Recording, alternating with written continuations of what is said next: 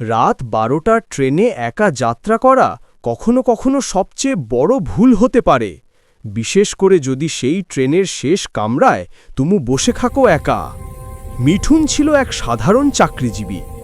শহর থেকে গ্রামে ফিরছিল মাঝরাতে, কারণ কাল তার মায়ের মৃত্যুবার্ষিকী।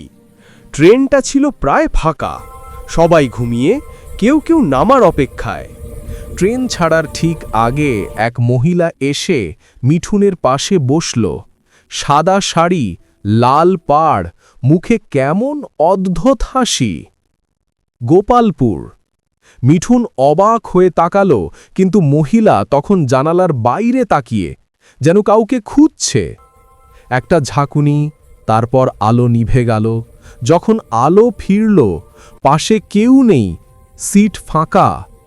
মিঠুন ভাবল হয়তো মহিলা অন্য কামরায় গেছে, কিন্তু জানালা দিয়ে তাকিয়ে দেখে সেই একই মহিলা বাইরে বৃষ্টিতে ভিজে ট্রেনের পাশে হেঁটে যাচ্ছে।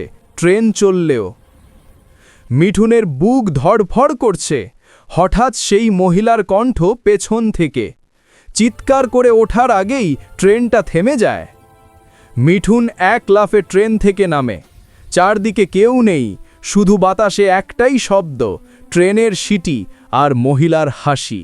পরদিন সকালে গোপালপুর স্টেশনে পাওয়া যায় এক স্যুটকেস, আর পুরনো এক সংবাদপত্রে লেখা, 3 বছর আগে এখানেই মারা গিয়েছিল এক মহিলা ট্রেনের নিচে পড়ে।